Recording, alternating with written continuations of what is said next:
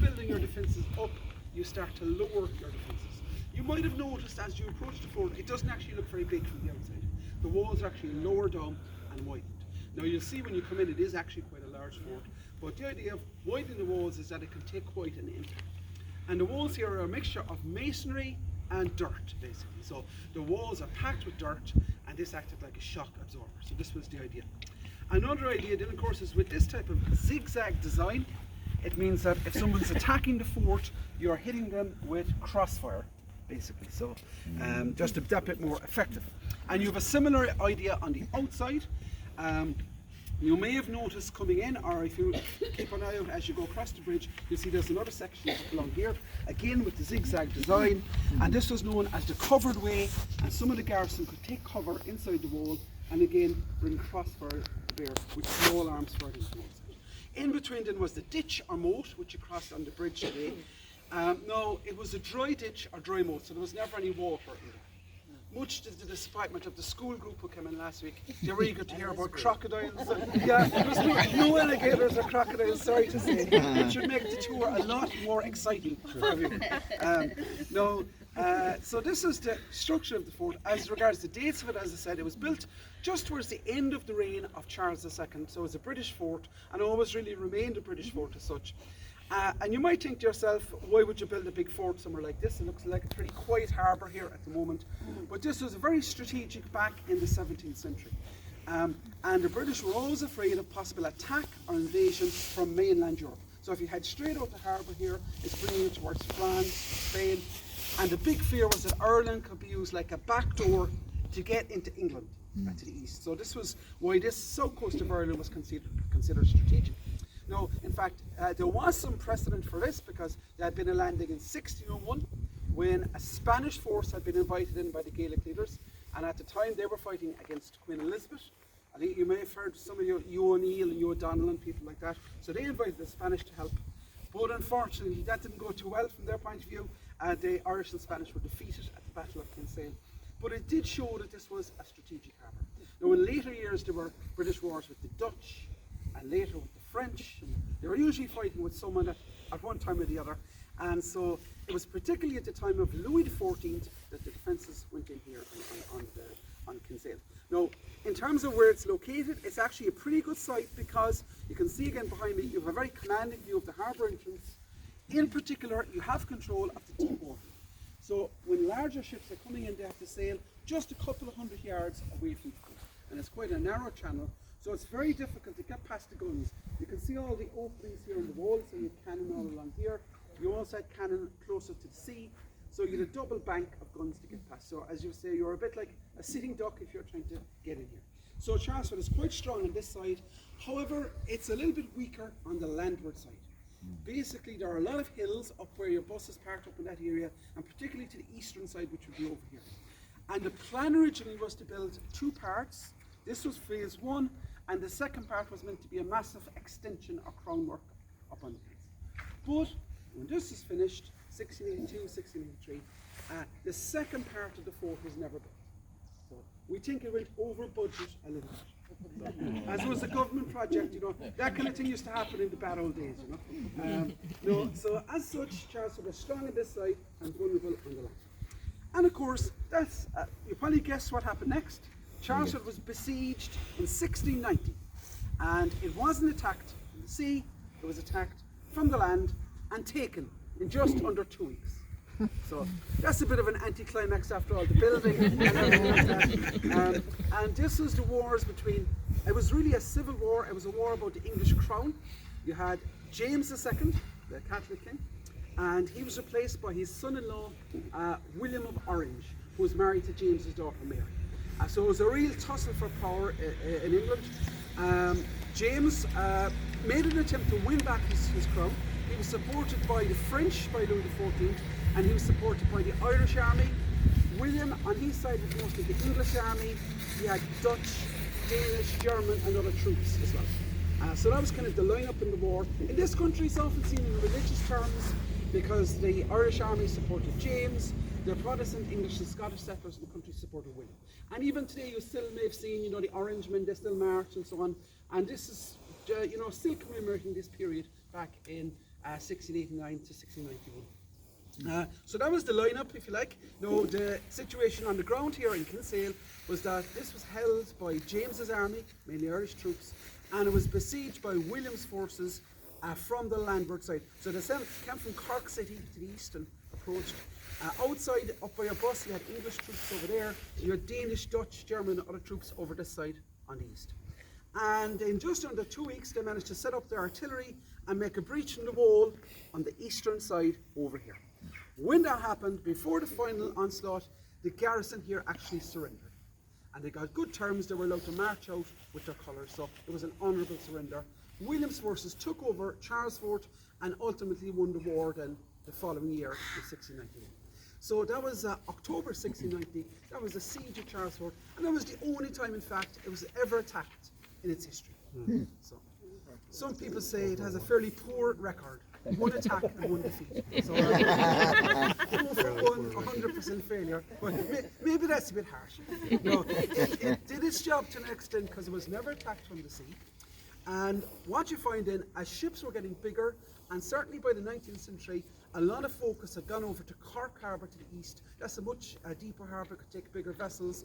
So Kinsale declined in importance, and you see that the cannon were actually removed from the fort over the years, and this became used more as an infantry barracks then. And this is reflected a little bit in the architecture of the fort. So the older barracks are down the bottom, just to the left of the tractor, just along there by the wall, as you can see.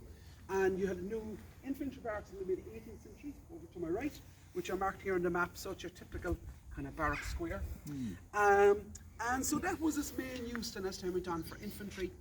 It was also used extensively as a training camp, particularly at the time of the Crimean War in the mid-19th century, the Boer War in South Africa, and especially during the First World War. We'd estimate that perhaps anything up to about 6,000 men were trained here during World War I. And now, interestingly, these were all volunteers. There was no conscription in Ireland. People joined for different reasons. A lot of them were actually nationalists, funny enough, who joined the army, because they were under the promise that if they fought for Britain, that Ireland would receive some independence or home rule. So that was kind of the quid pro quo, as they say. But as it turned out, that didn't exactly go to plan, because in the midst of the First World War, of course, we had the Easter Rising in Dublin in 1916, and that threw everything, all the plans awry. And ultimately then we had the War of Independence. Now, a lot of actions took place in West Cork here during that war, which ran 1919 to 1921. And this area was heavily garrisoned by British troops, including Charles Fort. You had the Essex Regiment here, who didn't have the best reputation after their stint in Ireland, I would say. And some of the more successful ambushes by the IRA volunteers took place within about 20 miles of where we're standing here. So finally then, the war was ended with a truce in the summer of 21, and then the Anglo-Irish Treaty. So famously, you have people like Michael Collins on the Irish side of the negotiating treaty. You had indeed Churchill and people like that, Lloyd George, the Prime Minister, on the British side. And Ireland, it was a compromise. Ireland won some independence, and we'd have our own parliament. However, a big sticking point was that the British King or Queen was still the head of state. So in other words, it wasn't a republic. And was still part of the Commonwealth and so on. So this was the deal that was signed off on, but it caused a big split in Irish ranks between people like Collins, who signed the treaty.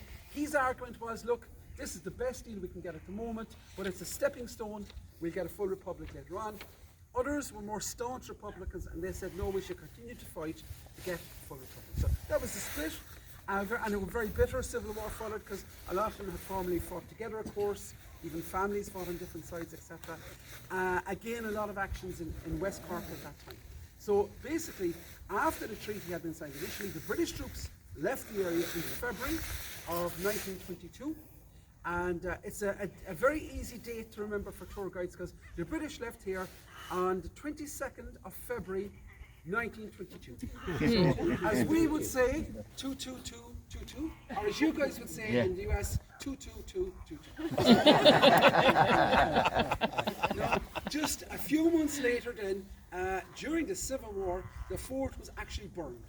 And this is part of a scorched earth policy by Republican forces. As they were leaving any area, they generally would, of course, burn any military buildings or large buildings which could be used by the other side. So as they left Kinsale, they would have burnt the military barracks in the town, and Charlesford and other buildings. So in a nutshell, that's why you can see the buildings have no floors and no roofs primarily. It was completely gutted by fire. Now, the fort fell into ruin then for 50 years. Now, it wasn't completely empty, however, because especially from the 50s, Boy Scouts used to camp in here in the summers. A lot of day trippers started to come down. And there was even a little hippie commune, would you believe, here in the early 70s. And they lived quite happily, I believe, below in some of the barracks down here. And I think they probably got an extra kick out of the fact that it was an old military base back as well. And finally, in 1973, they were all evicted as well, and that's when it became a national monument. So today the fort is looked after by the Office of Public Works, which would be a bit similar to national parks really. And so this section of it looks after the historic buildings.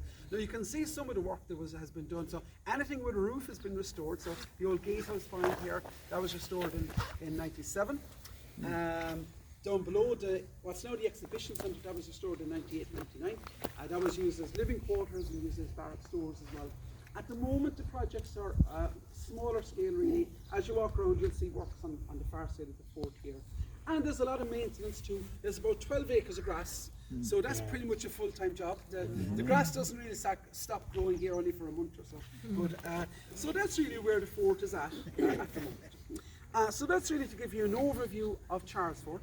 Now, in a moment you can have a browse through. I'm sure you might like to have a visit. But have you any questions just at the moment? Yeah. Did the British ever test how many cannon shots it took to penetrate that new design wall? You said it went from Hyde Castle, which apparently was a fairly thin wall, as opposed to this new design with the dirt in the middle. Did they ever test to see how many cannon shots it took to penetrate that design? Not necessarily here, but I'm sure they would have. I'm sure they would have tested that. Like the walls here, like they're ranging anything up to 20, 30, even 40 feet wide in places, so they're fairly substantial.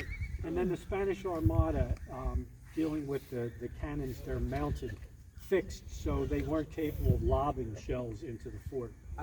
No, they were just more fixed. Yeah, no, during the siege, all right, the British troops up here had mortars at that stage. Yeah, mortars. And in fact, at that stage, by the siege in 1690, most of the cannon were still solid shot, but the mortars actually had fuses. Right. And so they lobbed them in, so they were really more anti-personnel or psychological Now, weapons. when the Irish came down from the north, did they bring any guns? I mean, did they bring any artillery? The Irish here, you mean? Artillery. Well, no, there was just the artillery that was here on the So on the fort Irish as didn't such. bring anything while they were walking through the bog? Yeah, in the battle of Kinsale. Right. I mean, right, yeah, Right. yeah. No, it was just mainly the cavalry, and there was cavalry and infantry. So they weren't really prepared to you see, attack. see, the Irish were, and the other thing was that there was a.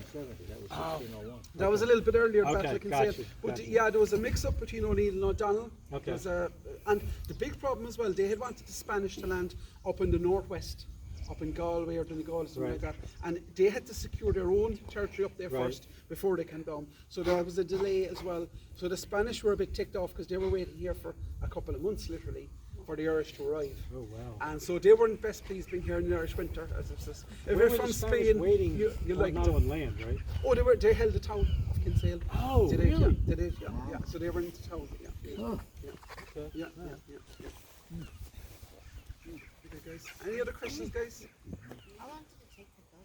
So it was built in a couple of phases, but the main walls on this site here were built in just about 4 years. So 1678, 1682, 83, they were just finishing them off.